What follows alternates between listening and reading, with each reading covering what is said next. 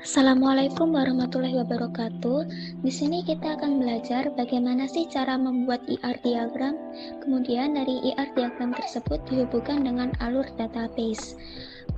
Kami mengambil contoh kecil yaitu diagram entity relationship dari perpustakaan FISIP Universitas Airlangga, di mana para pengguna perpustakaan ini yaitu ada dosen, mahasiswa, dan juga tendik.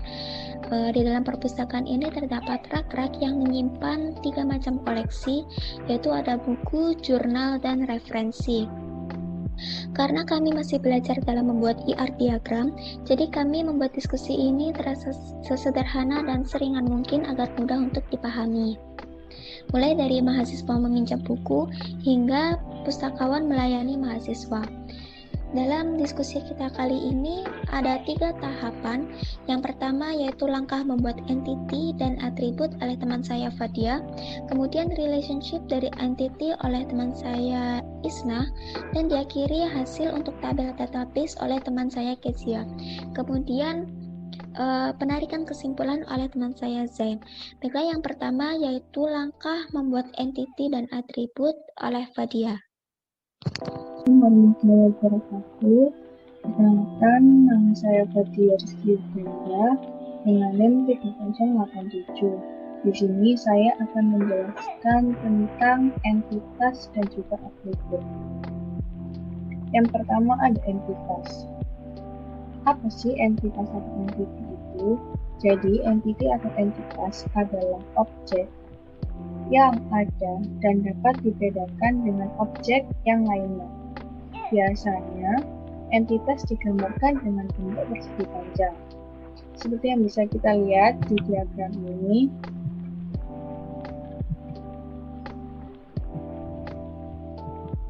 Di diagram ini, kita memiliki entitas pustakawan, entitas mahasiswa, entitas ruang baca, lalu ada entitas rak, ada entitas buku, ada entitas penerbit, dan juga yang terakhir ada entitas pengarang. Lalu, apa sih cabang-cabang yang ada di entitas itu? Nah, jadi cabang-cabang yang ada di entitas itu dinamakan dengan atribut. Jadi, setiap entitas ini memiliki elemen-elemen yang disebut dengan atribut dan berfungsi untuk menjelaskan atau mendeskripsikan ciri atau karakter dari suatu entitas tersebut. Nah, biasanya atribut ini digambarkan dengan bentuk elips. Seperti yang dapat kita lihat, pustakawan memiliki atribut ID pustakawan, tanggal aktif, ID pekerjaan, nama, dan juga alamat. Lalu selanjutnya, di entitas mahasiswa memiliki atribut nomor induk mahasiswa, asal fakultas, nama, prodi, alamat, dan juga nomor WA. Selanjutnya, di entitas ruang baca memiliki atribut ID ruang baca dan juga ID pustakawan. Di entitas rak memiliki atribut kode rak, lokasi, dan juga ID ruang baca. Selanjutnya, di entitas buku memiliki atribut nomor barcode, judul, ID pengarang, penerbit, tahun terbitnya, tanggal pengadaan, dan juga ID koleksi.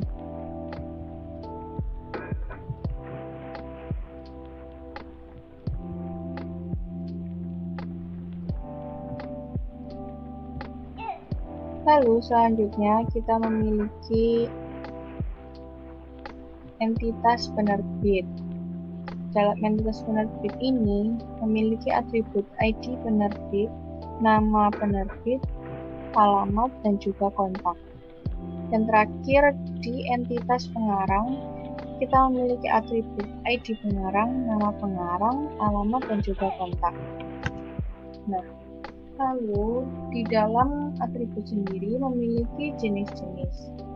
Terdapat 3 jenis atribut.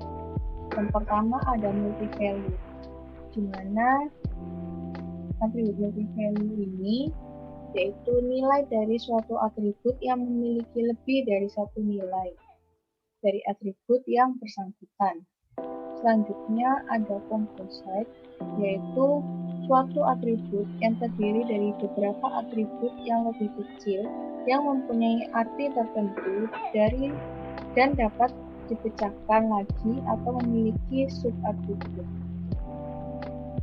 Yang terakhir ada derivatif, yaitu atribut yang dihasilkan dari atribut lain atau suatu relation. Biasanya atribut derivatif ini digambarkan dengan elips yang bergaris putus-putus. Selanjutnya akan dijelaskan oleh teman saya Isna. Terima kasih. Relationship antara entity dan bagaimana keterkaitan hubungannya. Relationship merupakan hubungan di antara dua atau lebih entity. Relationship biasanya dilambangkan dengan lambang belah ketupat. Langsung saja pada penerapan relationship entitas-entitas yang ada di perpustakaan FISIP yang kami buat database ini. Pertama, pada entitas buku dan entitas mahasiswa. Entitas buku memiliki kolerasi dipinjam dengan pertimbangan relationship-nya, yaitu banyak buku dapat dipinjam oleh satu mahasiswa, sehingga bentuk hubungannya adalah many to one. Hasil penggabungan menghasilkan entity relationship, yaitu peminjaman dengan atribut relationship-nya, yaitu petugas pelayanan, denda, jatuh tempo, narkode buku, tanggal, nama, NIM, nomor transaksi.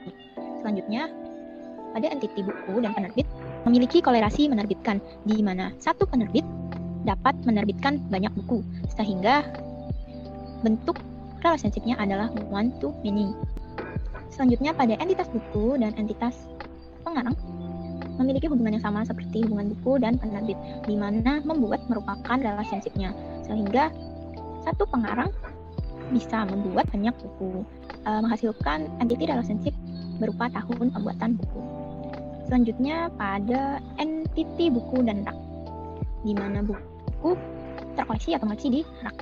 Hubungannya yaitu satu rak mengoleksi banyak buku, sehingga hubungannya adalah one to many, dan menghasilkan entity relationship berupa entity koleksi yang di dalamnya terdapat atribut kode rak, ID ruang baca, deskripsi, jenis koleksi buku, dan ID koleksi buku.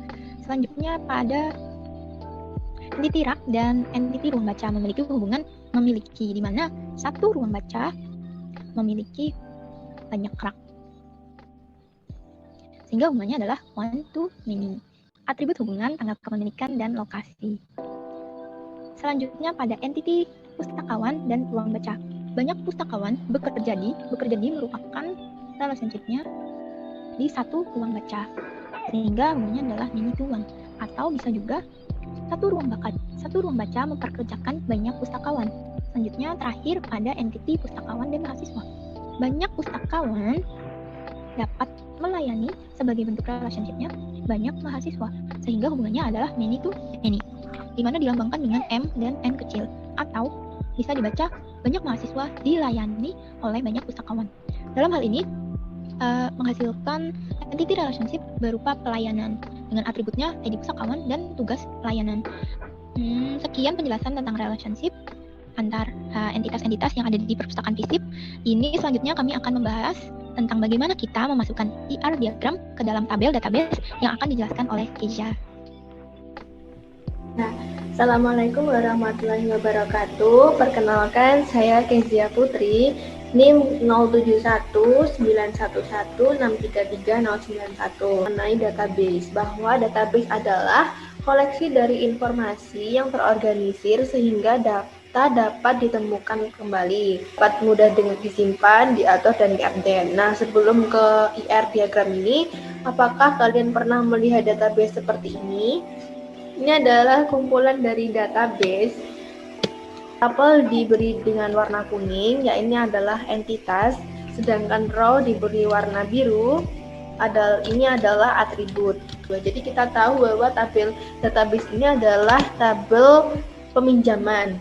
Nah, kita sudah tahu kan bahwa entitas itu apa, atribut itu apa, seperti yang dijelaskan oleh Fadia.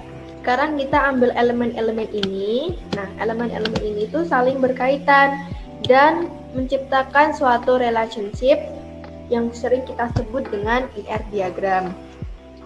Nah, di sini kita bisa lihat relasi basis data dari entitas. Nah, di sini kita bisa lihat relasi basis data-data dari entitas karena kita punya IR yang sangat sederhana, mungkin database-nya seperti ini.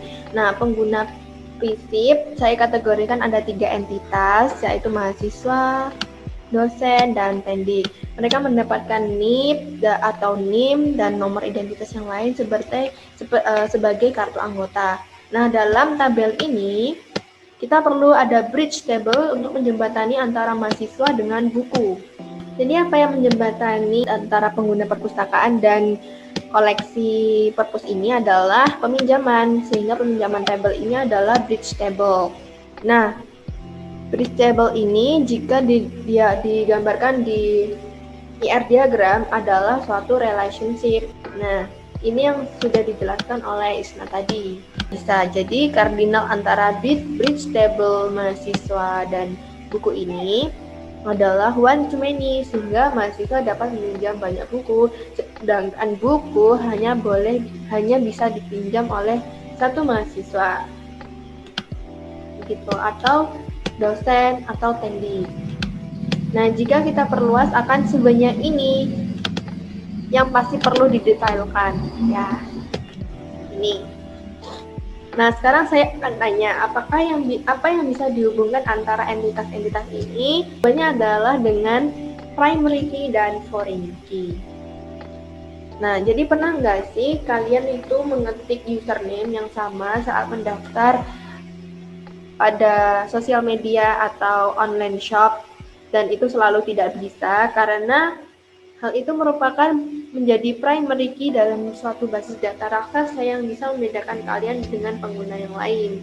Jadi, primary key ini sifatnya unik. Dia bisa membedakan buku yang satu dengan buku yang lain, atau buku dengan jurnal atau jurnal dengan referensi. Ini kita bisa lihat bahwa nama fakultas, ada atribut nama, NIM, fakultas, program studi, alamat, email, dan nomor WA. Apa yang bisa membedakan mahasiswa dengan mahasiswa yang lain? Nama. Mungkin nama yang Putri bisa kembar dengan nama Putri yang lain, atau nama Kezia bisa kembar dengan nama Kezia yang lain. Nah, bagaimana dengan fakultas? Fakultas tidak bisa mengidentifikasikan secara spesifik mahasiswa satu dengan mahasiswa yang lain. Sedangkan program studi juga tidak bisa. Alamat, email, bahkan nomor WA pun sepertinya tidak mungkin. Nah, tinggal NIM sebagai identifikasi mahasiswa tersebut. Nah, apakah mahasiswa dapat mengubah NIM-nya secara bebas? Tidak. Oleh karena itu, syarat yang lain dari primary key, dia unik dan juga tidak bisa diubah-ubah. Kemudian dia tidak nol atau memiliki nilai, harus memiliki nilai. Nah, setiap entitas ini pasti memiliki primary key untuk menghubungkan satu sama lain. Seperti misalnya mahasiswa di table mahasiswa ini dapat meminjam buku dengan NIM-nya. Garis kuning ini adalah relationship-nya. Nah, bagaimana dengan foreign key? Mengapa di sini di tabel peminjaman NIM menjadi foreign key? Nah, saya akan membahas apa itu foreign key. Di tabel peminjaman, nomor transaksi menjadi primary key. Mengapa tidak NIM? Nah, saya akan jelaskan bahwa foreign key atau FK itu adalah primary key, tetapi dia ditempatkan di tempat yang lain yang tersambung pada tempat asal, sehingga kita bisa tahu transaksi ini dilakukan oleh siapa.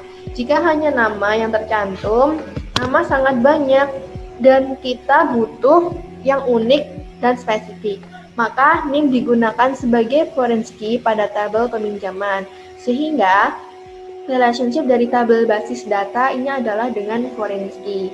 Salah satu ciri khas foreign key, dia tidak harus unik, tetapi dia bisa diulang-ulang dalam satu tabel.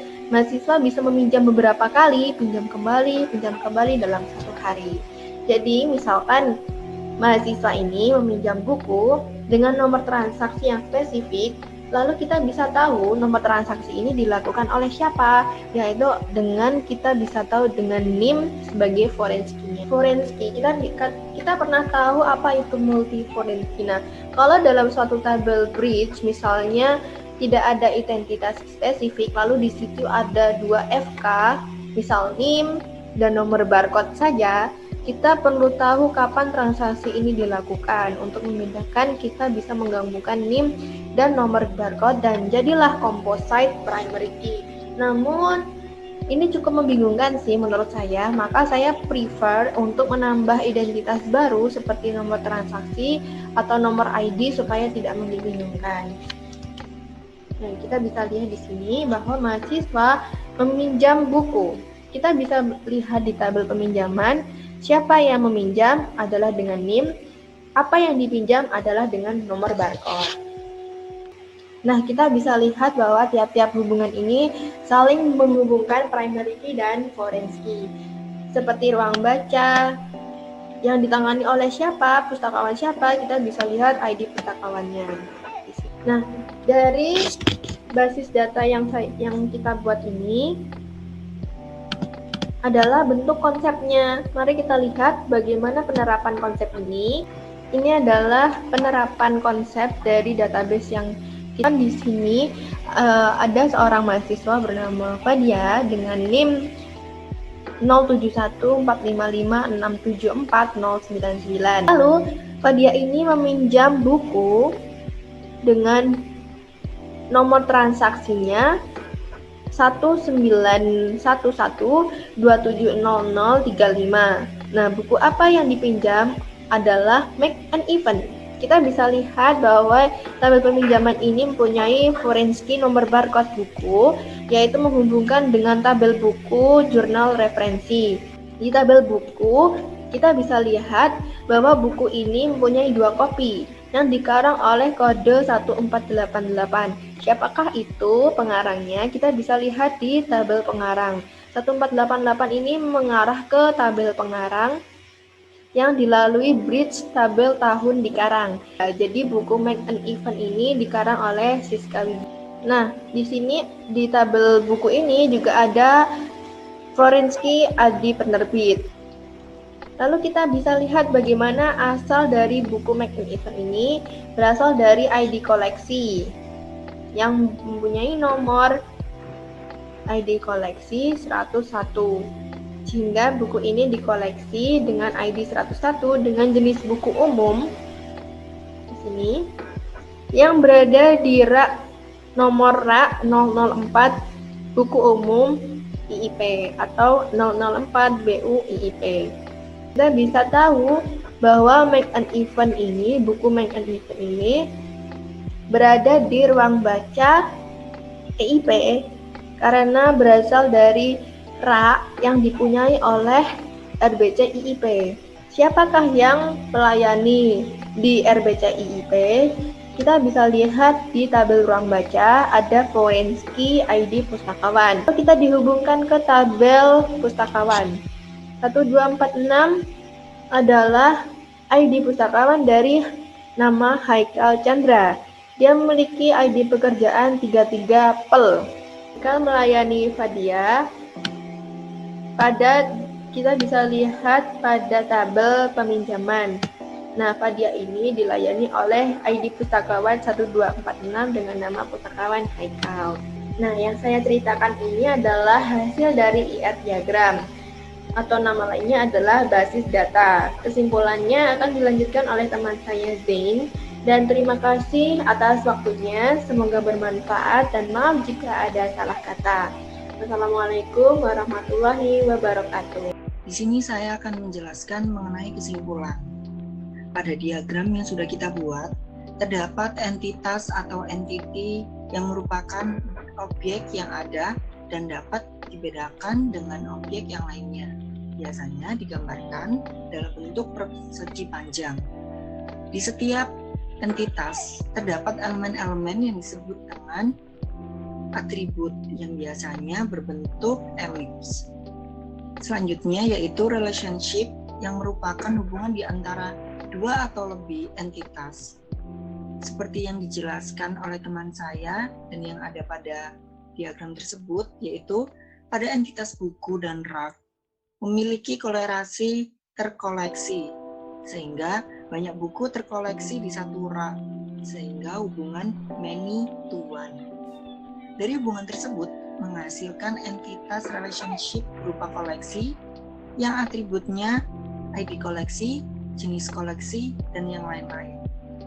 Selanjutnya yaitu dalam database. Sebagai contohnya, pada saat kita mengetik username yang sama pada register form, saat mendaftar pastinya tidak bisa. Hal tersebut dikarenakan primary key. Primary key adalah suatu atribut atau field yang unik teridentifikasi tiap-tiap rekor dalam tabel tertentu.